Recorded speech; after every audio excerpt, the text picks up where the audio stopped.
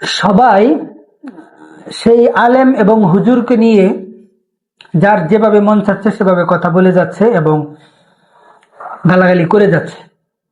কিন্তু আমার একটা কথা বুঝে আসে না, আধুনিক এই যুগ এবং সেই ভুক্তভোগী অর্থাৎ যাকে অভিযুক্ত করা হচ্ছে সেই আলেম, সেই মাদ্রাসার পরিচালক, সে নিজে দাবি করেছে যে প্রকৃত ঘটনা আমি করেছি কিনা ডিএনএ টেস্ট করলেই তো সেটা প্রমাণ হয়ে যায়। আমার একটা প্রশ্ন হলো, তাহলে এই ডিএনএ টেস্টটা করা হচ্ছে না কেন? বর্তমান আধুনিক সময়, আধুনিক যুগ, এত কিছু করার তো কোনো প্রয়োজন নেই। ডিএনএ টেস্ট করলেই তো এই মেয়ের সাথে আসলে অন্যায়টা কে করেছে প্রকৃত এবং কে আসল প্রকৃত দোষী সেটা বের হয়ে আসে।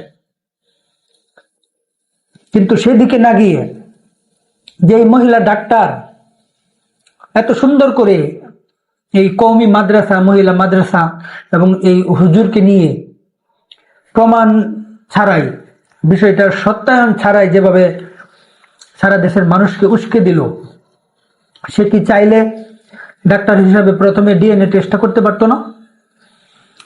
এবং সেই মাদ্রাসার শিক্ষক ইতিমধ্যেই লাইভে এসে কিন্তু দাবি করেছে যে ডিএনএ টেস্ট করা হোক।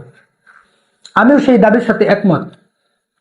যদি এই আলেম প্রকৃত দোষী হয়, এই শিক্ষক প্রকৃত দোষী হয়, আমরা সর্বোচ্চ তার বিচারের দাবি জানাবো।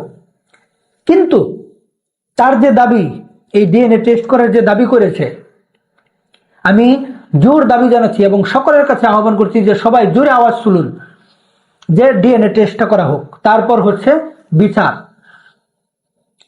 এই আওয়াজটা সকলে জোরদার ভাবে তুলুন যে আগে এই মেয়ের ডিএনএ টেস্টটা করতে হবে এবং এই যে বাচ্চা গর্ভে এসেছে, এই বাচ্চার প্রকৃত বাবাকে এই ডিএনএ টেস্টের মাধ্যমেই ধরা পড়বে।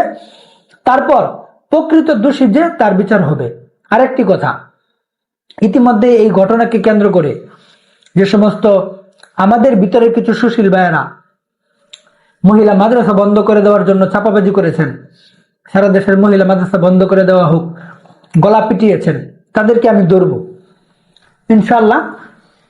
প্রকৃত তথ্যটা বের হোক, তারপর একটি কথা ক্লিয়ার করছি, যদি এই শিক্ষক দোষী হয়ে থাকে, দায়ী হয়ে থাকে, অবশ্যই তার বিচারের জন্য আমরা আওয়াজ তুলব এবং সেটার জন্য যা করা লাগে, ভূমিকা রাখা লাগে আমরা রাখবো।